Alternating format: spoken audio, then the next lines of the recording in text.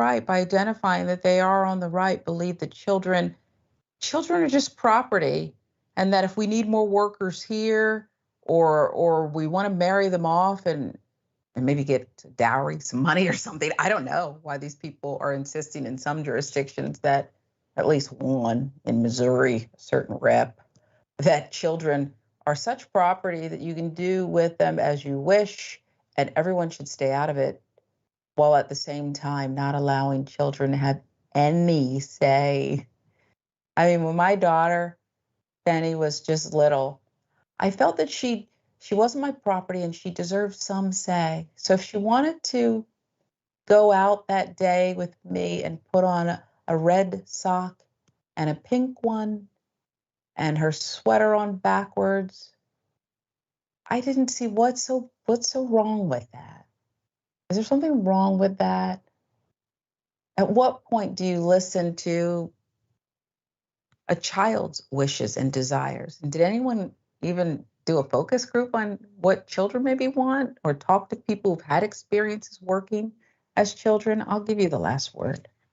Yeah, I mean, fundamentally, it boils down to whether or not you think children are property or a responsibility. I think morally decent people view children as a responsibility. And now, granted, that means like you have to do some things for children, and children aren't going to be able to make all the decisions for themselves. But also, like, we do recognize that if you're a parent, you are responsible to your children. You don't own them, and you don't have any right to control literally every single thing that they do, because they're not going to grow up to be healthy if you try to do that anyway. And so, like, fundamentally, it's just all about this mentality of property versus responsibility.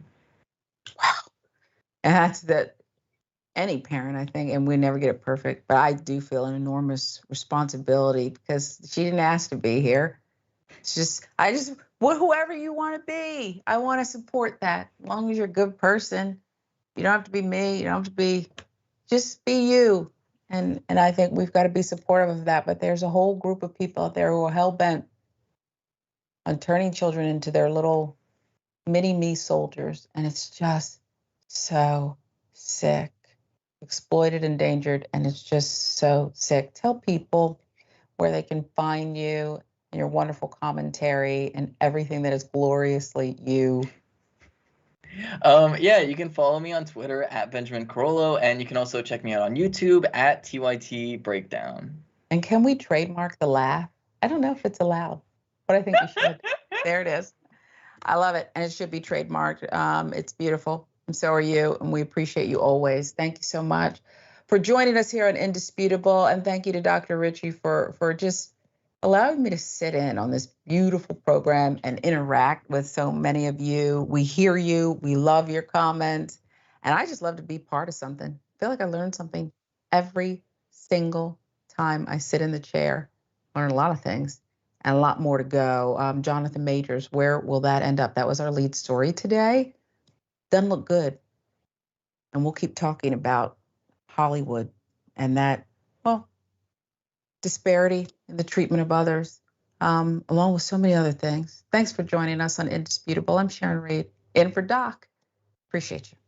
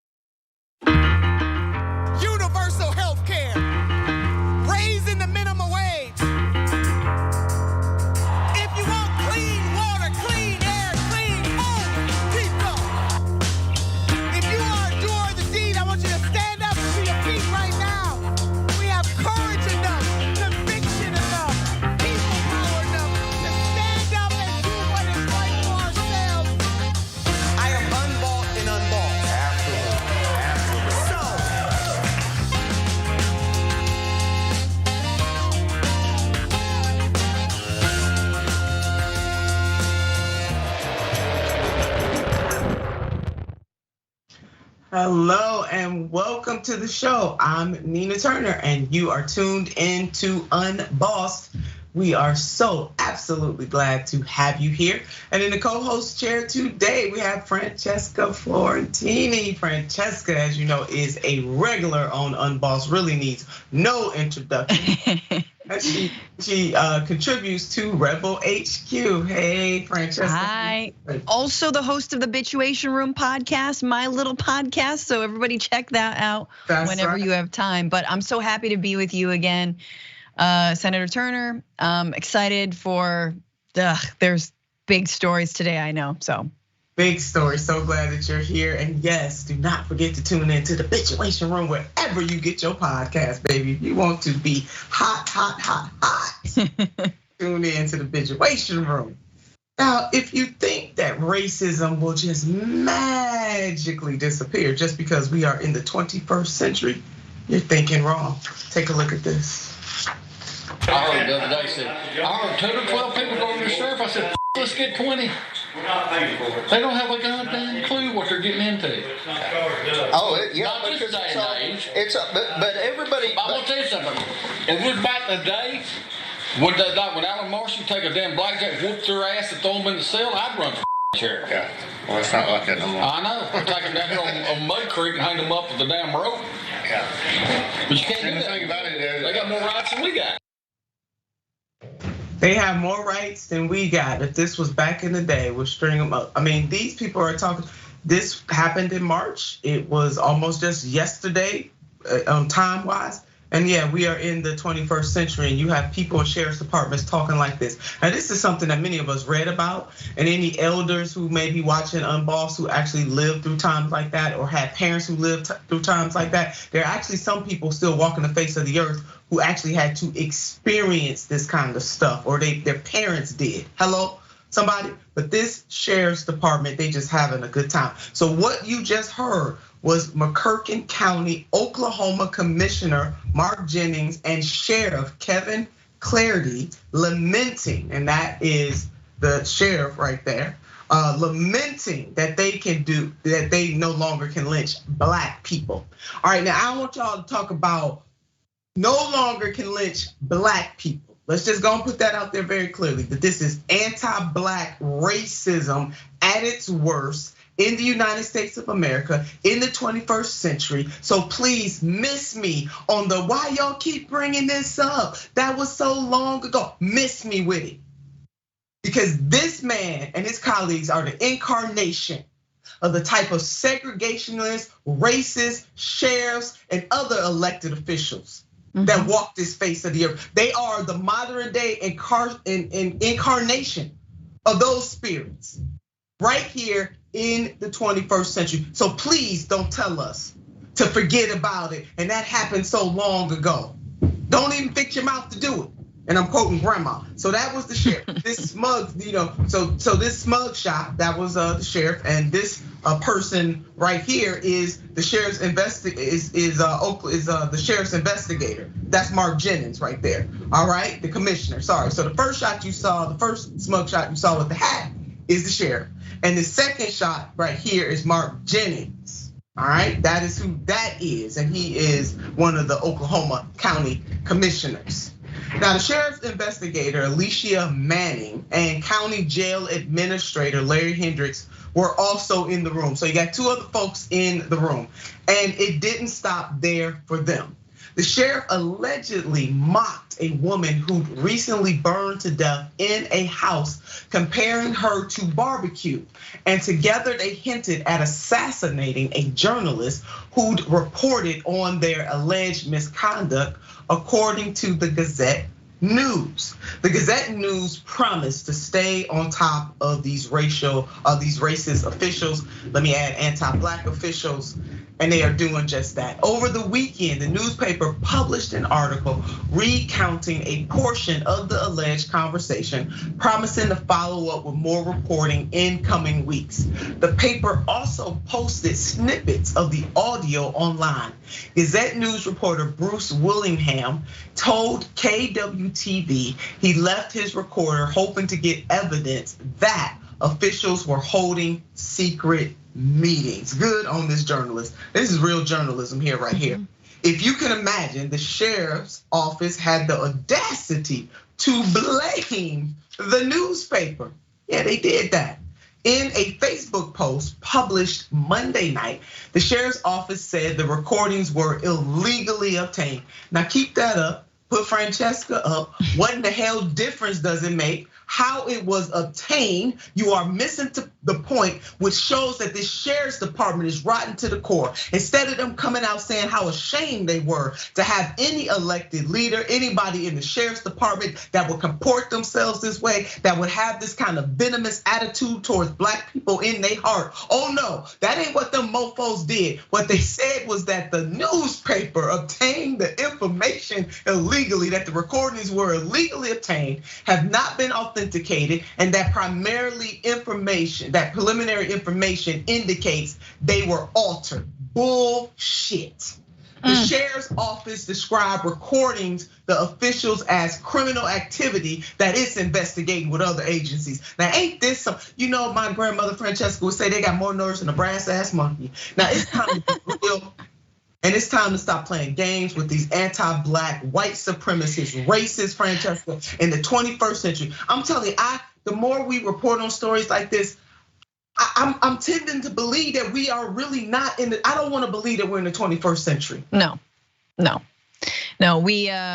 we don't deserve to be here, right? Because this century deserves a lot better from humanity, and of course this country, which has far too many hundreds and hundreds of years of this kind of talk. And it reminds us of Reverend William Barber III and the discussions around a third Reconstruction that I know you've spoken about, Nina, and all of your work, which is that this country is not right.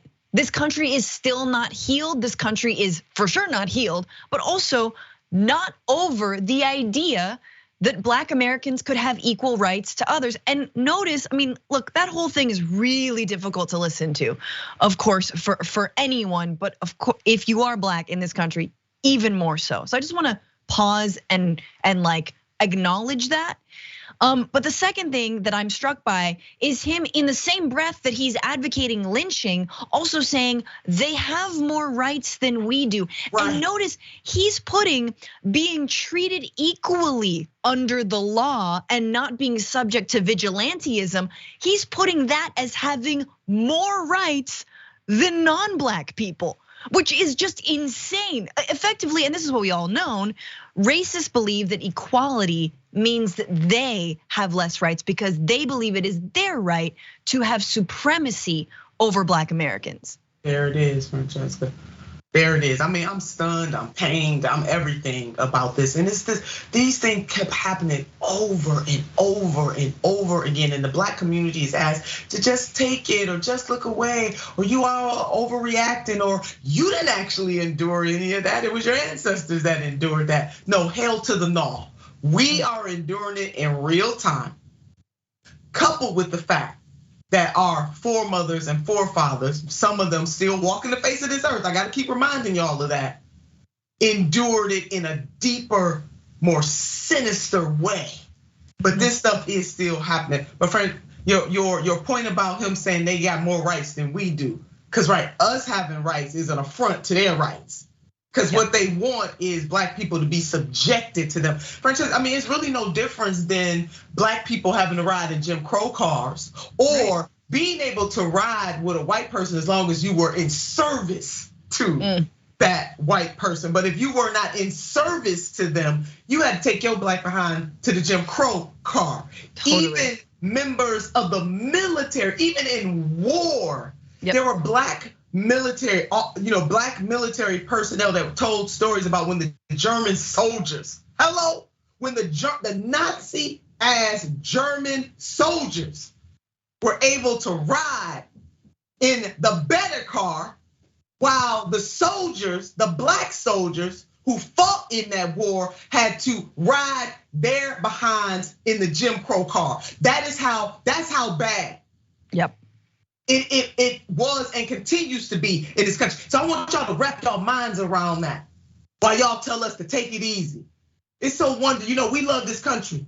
Black people love this country because if you're talking about somebody that should be enraged, James Baldwin, the greatest novelist, one of the greatest novelists of the 20th century, said to be black and relatively conscious, and I'm paraphrasing them, but y'all look up the exact words, is to be in a constant rage, to be in a rage all the time, Man, we sick of it. Now, after finishing the probe, the investigators will submit their findings. They got the nerve to investigate. They will submit their findings to the appropriate authorities for felony charges to be filed on those involved. The sheriff's office post states. So they still trying to go after the journalists. Oklahoma Governor Ken Stilt is calling for the resignation of all 4 officials. Good for you, Governor. And this is what the governor had to say. I am both appalled and disheartened. You got that right, Governor. Let's say I am appalled, disheartened, madder than a mofo. Coming up in that piece, y'all gonna, let me just read what the governor really said. I am both appalled and disheartened to hear the horrid comments made by officials in McCurtain County. There is simply no place for such hateful rhetoric in the state of Oklahoma, especially by those that serve to represent the community through their respective office. I will not, go ahead, Governor, stand idly by while this takes place. You know what? Good on you, Governor. Don't stand idly by. And just go on, you might not have a jet to gas up like the president, but just go on and sashay on down to that county and let them know. Let them know. I mean, I think what's incredible to me, what I think about is the role of media and journalism and local journalism in this case in outing some of these, horribly racist moments, violent moments. And my mind also goes to a much different case, but still horrible racist comments made of a different tenor in Los Angeles by this former city council member, Nuri Martinez, and the way that, news media was able to publish those and annotate and sort of explain what was going on. And I think this is what happens, and not enough, journalists and not enough outlets actually do this, which is they all love to talk about crime, a lot of coding for Black and brown people in the crime discussion, unhoused people, mentally ill folks. And then they don't actually talk about police, what's going on? They don't hold them accountable. It's why, this show, it's why Dr. Richie's show, it's like why so much of the things that we see, the body cam footage, that just falls on deaf ears. It's like media doesn't even see it. They don't even know unless there's a massive uprising or one of the most egregious acts of murder by the police on camera, as in George Floyd. That's when they take notice. So good on the Gazette, I believe, for doing this, for publishing this, and this needs to happen more and more, because again, you're right. These are elected officials, and if the fifth estate, if the media in your county, in your state, in this country is not doing its job, then who will? Who's going to hold these people in check? That's exactly right, Francesca. And there was a time. I mean, the way that these people are comporting themselves is not new. No. And that's another reason why we got to just say wow in the 21st. That's the only reason why I'm saying wow in the 21st century. Notice I'm not saying wow. This is the first time this ever happened, because it's not. It has happened it was ripe in the 20th century. When you talk about white terrorist groups like the KKK, members of the sheriff department, elected leaders were members of the KKK. Now imagine, Francesca, Black people are paying taxes in this county too. They paying the salaries of these people. But then they got to endure, wonder whether or not they will get justice under law. Ain't that some stuff? We'll be right back after this, y'all, because I'm about to throw my fire extinguisher and I don't want to do that. So we're gonna come back because we're gonna reset this thing to talk about, some other stuff that's happening on the line of anti-Blackness and racism. And I'm really glad that Francesca brought up the councilwoman again that in LA, because let me remind you, it is not only white people who can be anti-Black. All right, we'll be back after this.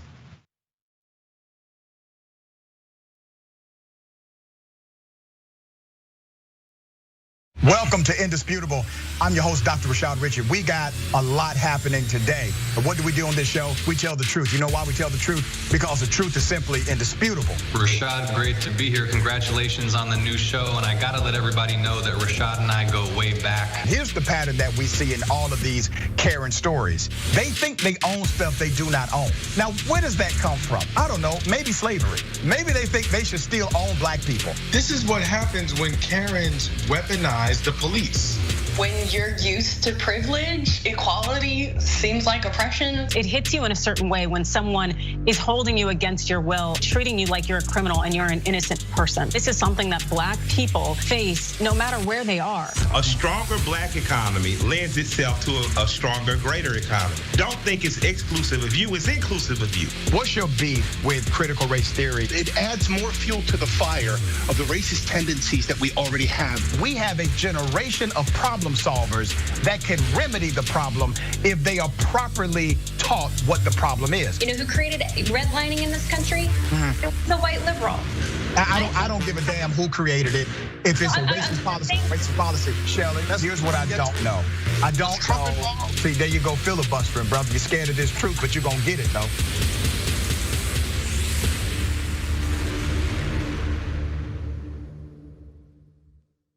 Climate is changing fundamentally, extremely, and non-linearly. It's becoming worse now. It's not when the levees burst that is the problem. It's in the anticipation of that. So I hope every human being is safe. And by human beings, I do not include multinational corporations, especially the ones that started climate change in the first place. What we're currently doing right now in cutting emissions is clearly not enough. There will be ramifications to what Trump is doing. I don't want people to suffer, but I feel like there's gonna be a lot of suffering because we have an imbecile as our leader.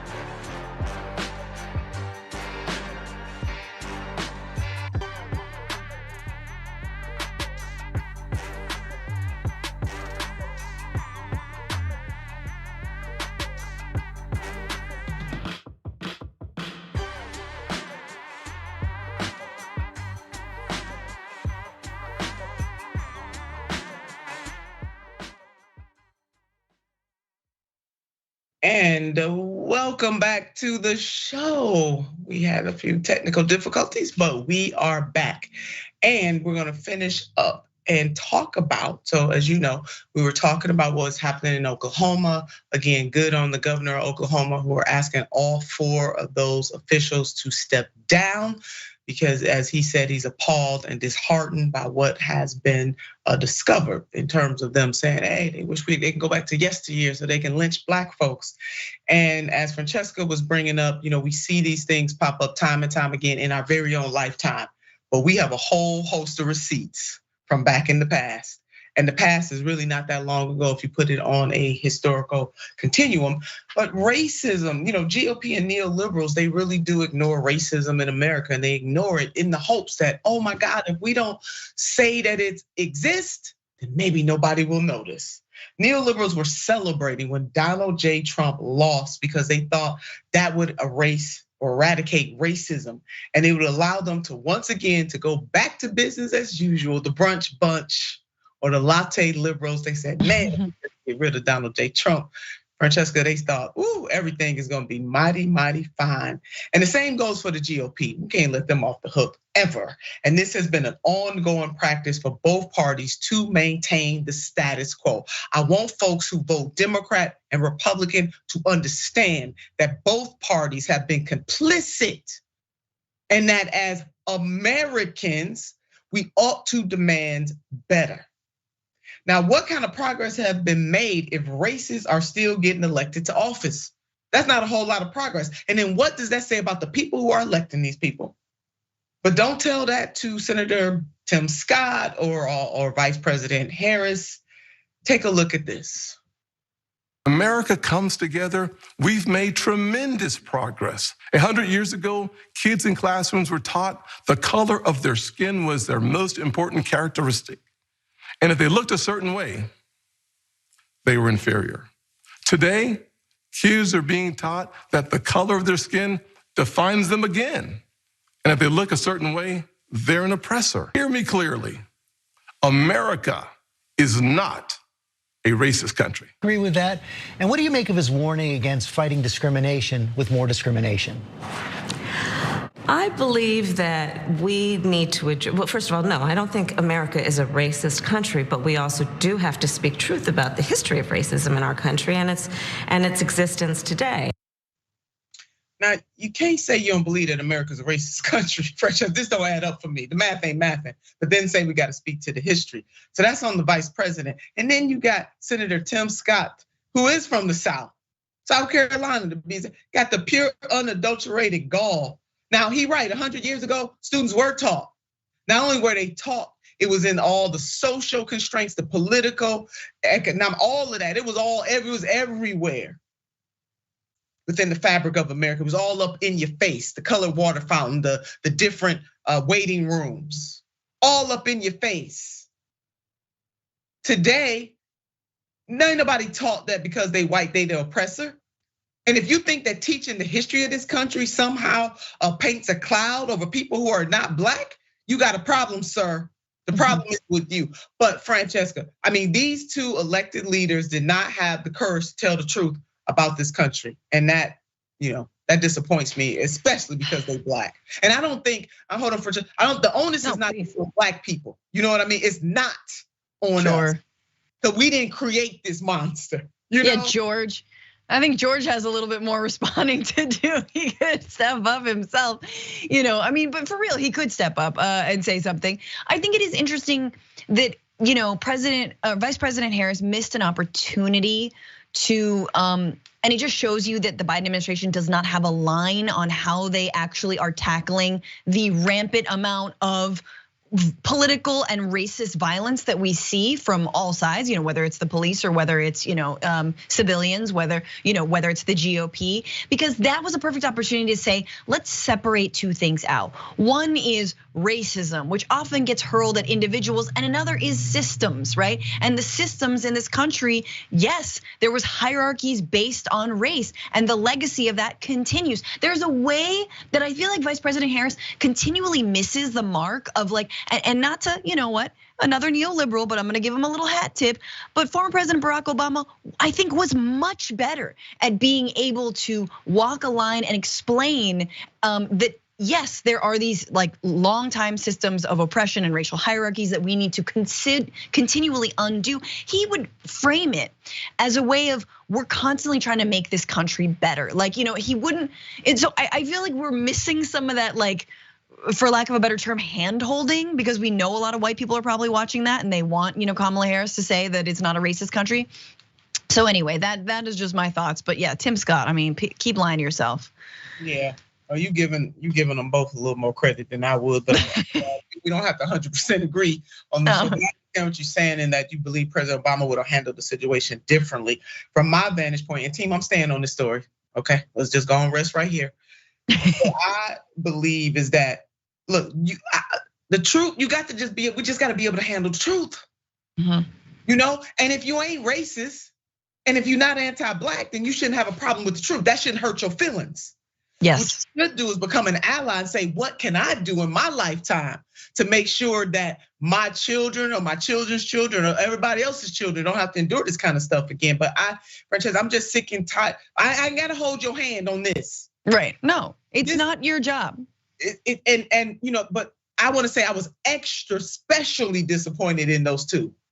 So at the same time, more than one thing can be true at once, that disappointed that, as you're right, George should have stepped in there. We need some allies and some co-conspirators to step in there, because the fix is not on the backs of black people, because we didn't create it. But when an opportunity is given to us, to me as black people, and especially when you got that kind of power, them kind of extra special titles, then you need to go ahead and tell the truth and let the chips fall where they may. And if you're gonna lose a vote because you talk about the historical dynamics of racism and anti-blackness in this country and how it has truly bled over into the 21st century, and how what is true today doesn't have to be true tomorrow. And that if you ain't a damn racist, and if you don't subscribe to white supremacy, and if you want to be a part of the fix, then you don't have to have no hard feelings, because then that means I ain't talking about you. So my stunt double had a rebuttal to all of this. He did this sometimes back on the State of the Union with Jake Tapper, dealing with another individual who believes the same thing. So we're gonna close out this segment with what my stunt double had to say. Forward to the midterm pitch that the United States of America specializes in vilifying Black and brown people. I do not think that would work for Democrats. They do. Take it to the polls. Take it to the voters and enjoy. No, we will take it to the polls, but the history of this country too. How many examples would you like me to give you about how this country specializes in that? This is not a great. This is not a great next year, pitch. 16, 19. Next year, 1919, it'll be 400 years since the first Africans were brought to this continent as slaves. So it's not a pitch, it's a reality in this country. And the fact that you're taking such a cavalier attitude about the suffering of Black and brown people in this country is appalling. Are you trying to say that this country does not specialize in racism and bigotry? I am saying that racism exists. I am saying that the United States of America. But you have the luxury. You have the luxury to be cavalier about it. But people, my folks, don't have the luxury of being cavalier about it. Yeah, I mean, Fred, I'm telling you, I almost jumped across. That was as cool and calm and collected as I could stay. The smug smile, the smug smile. But but you see, this is the thing, is that when you're on those programs, because all they're doing is looking at it through a dog and pony show. They're like, oh, it's the horse race. How is this gonna play? How is this not gonna play? And they're worried about how it's gonna play. And you're like, no, we're talking about people's lives. Exactly. Play all you want. People are dying from continued legacies of slavery. So are we gonna deal with that or not? And this is the whole thing with the third Reconstruction. This is what we're talking about, is look, there's a simple word. It begins with the letter R. It's reparations. Let's talk about it. I mean, if you really want to leave this behind, you don't ever want to talk about racism again, let's talk about reparations. You don't want to talk about racism, let's talk about reparations. Let's substitute one R for the other R. You hate the R word, let's talk about reparations. Let's talk about finally doing right by formerly enslaved people and their descendants in this country. End of story. Then we don't have to talk about it if you don't want to talk about it. There it is, Francesca. Y'all better take it from Francesca, baby. Francesca, the president, she done laid that out there just like that. But I was into that. Woo, so good. Some of the producers had to come down. They know I was hot that day. Oh Lord, have mercy on my soul. I'm having flashbacks about that moment. But yeah, that was that smug look, and Anyway, let me go to some TYT comments from our viewers and maybe get me settled back down. Worst case scenario, Dragon says we need to dismantle and rebuild the police. It is toxic masculinity plus military training plus protecting property, not people, plus still thinking some people are property. Well, worst case scenario, you nailed that. On Twitch, the political bulldog. How did I know my hero, Senator Turner, had a show on Twitch? Hey, political bulldog, so glad to have your comments. I think it's the first time you commented. And Spectraphonic, I wish I could have met Nina's grandma. Oh, Spectraphonic, thank you for that. I wish she was still here. And Detective Eli, hey, Detective. This is America. Why do these creatures think this way?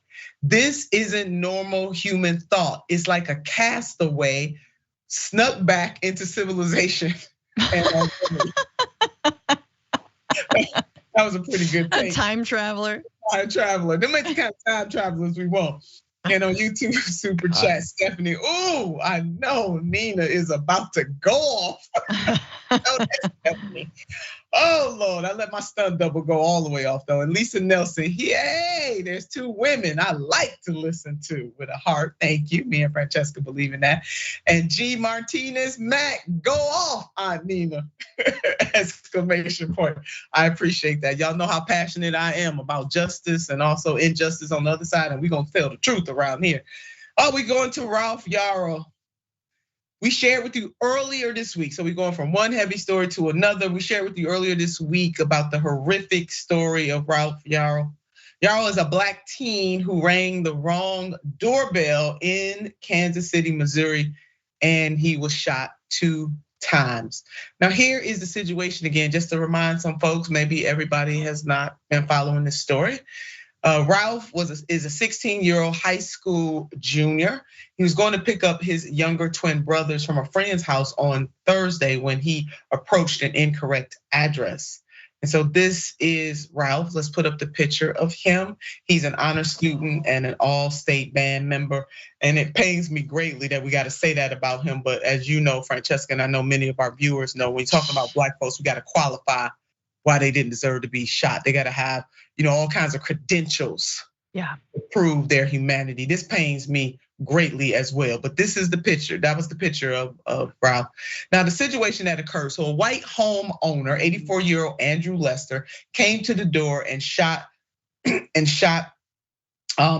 the head before shooting him a second time, according to authorities. Yarl suffered a traumatic brain injury but survived and was recovering, his family said. Now, no words were exchanged. It's important to know that before the shooting. The probable cause statement said, but afterwards, as Yarl got up to run, he heard Lester yell, "Don't come around here," the statement said. Yarl ran to multiple homes asking for help before finding someone who would call the police, the statement said. Now, Yarl is now in the hospital looking to make a recovery, but the road ahead will be long, as we know, emotionally and physically and mentally. The 84-year-old has surrendered to police and has been charged with armed assault. Lester told police he thought the teen was trying to break in. The online response is similar. This is so often a reality of existing while being black in America. The Kansas City mayor, Mayor Lucas, spoke out and listened to what the mayor had to say.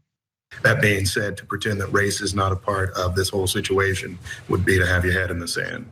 This boy was shot because he was existing while black, and he knocked on the door of someone who clearly fears black people, black boys, black children. And I think that is clear as day. And so I hope that is not mistaken or forgotten. The reason why many black people and black parents, myself included, are concerned is because if one day it's ringing on the doorbell that can get you shot, then what else is next?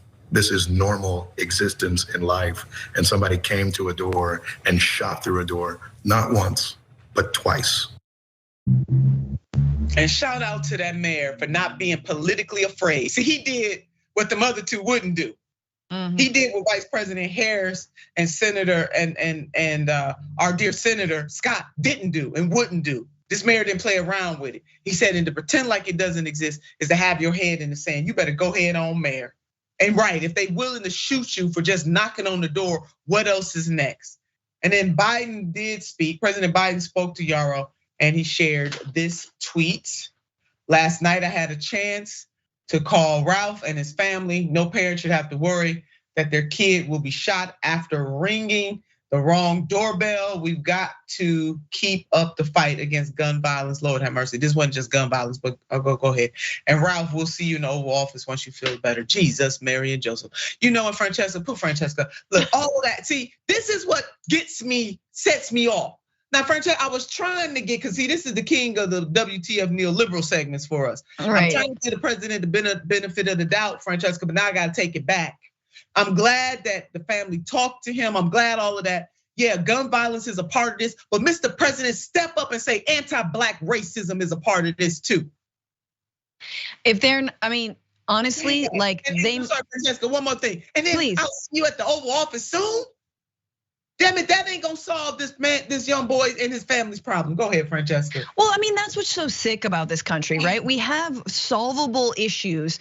We have the problems right in front of us. We understand it is at the root of it is a white supremacist ideology, as well as the massive amounts of guns that are flooding this country. But instead, we if you survive, you get an invitation to the Oval Office like you're a hero.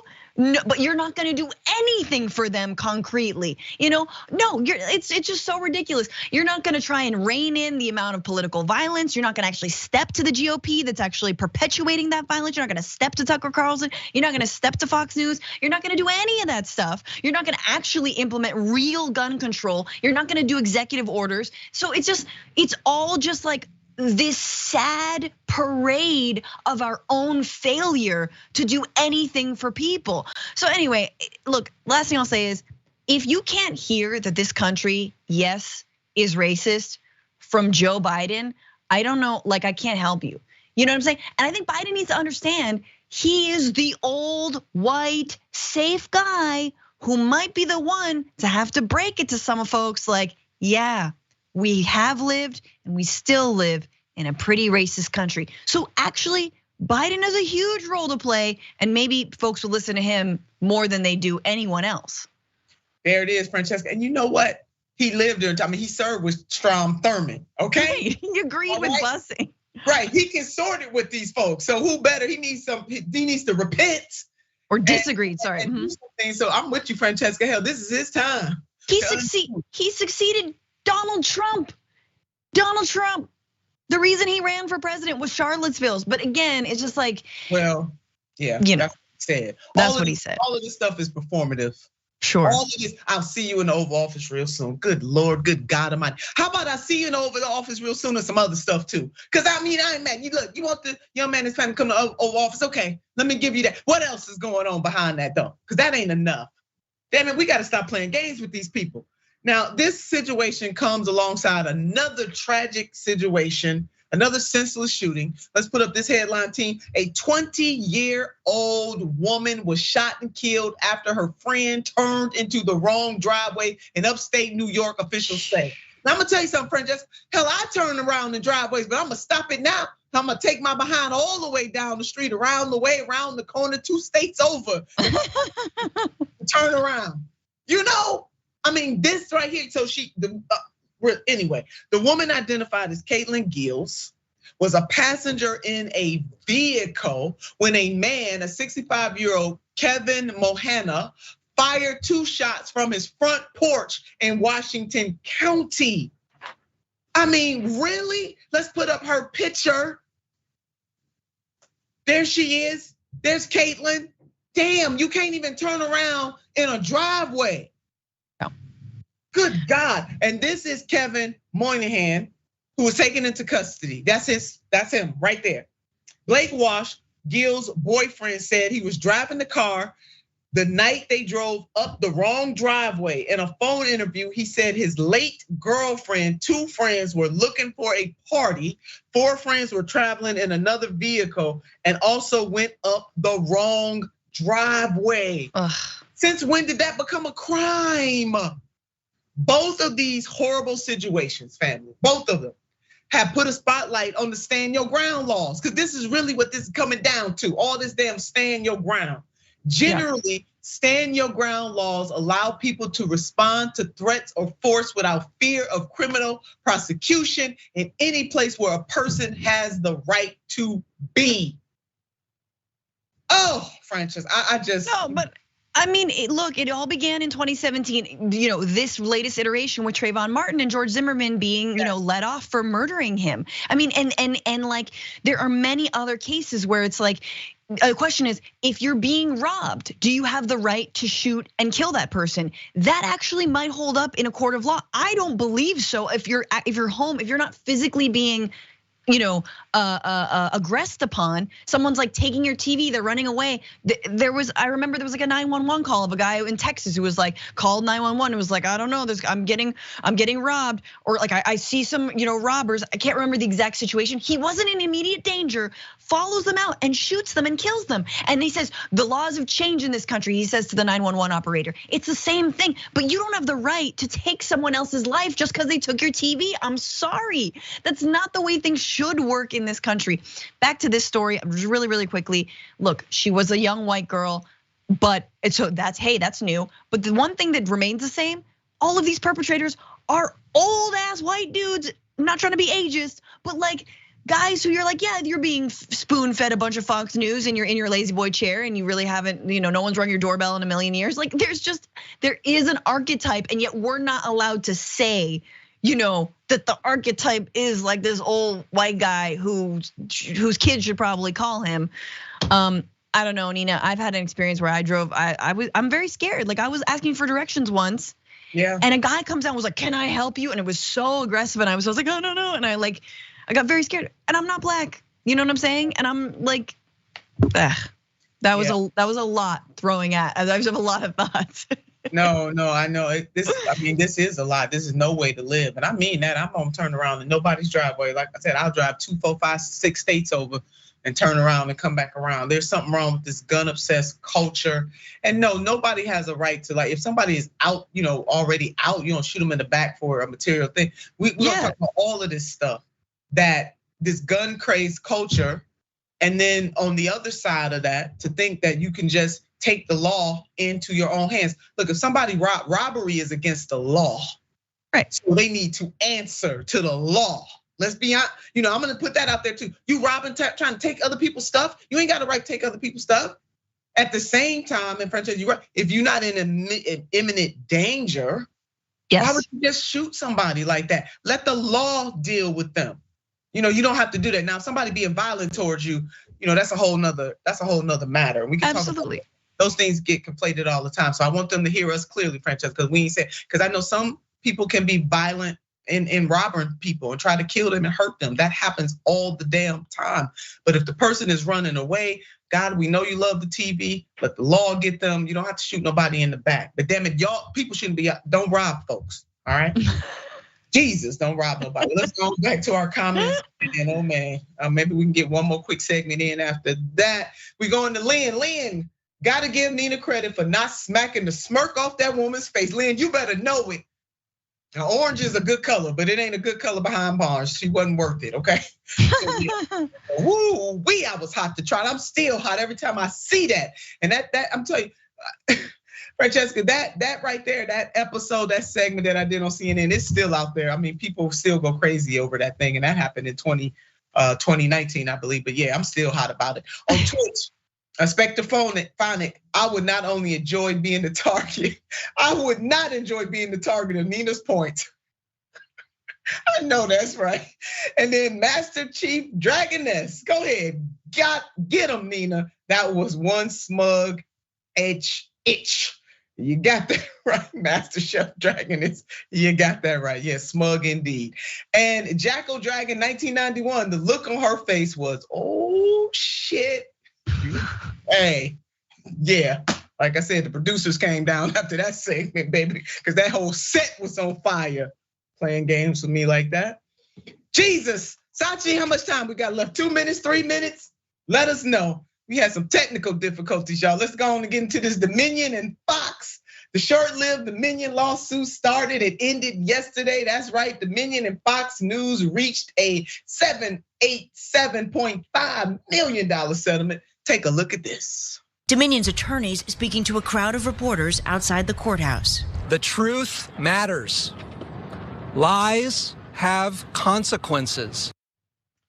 The truth matters and lies have consequences. Well, you know what? Fox News can afford that. So I'm not so sure that lies have consequences, but I understand what the attorney is saying. I ain't trying to rain on their parade, but Fox can't afford this. They are really getting off. And Francesca, you know what they're getting off? They're getting off their hosts lied to people. Just flat out lied to people. Now they're gonna get away with it. A trial was moments away from opening statements when the settlement was reached. Justin Nelson, the lead attorney for Dominion, said he hopes the settlement will restore faith in elections. Whatever. Now the most important part of the settlement is the lack of apology.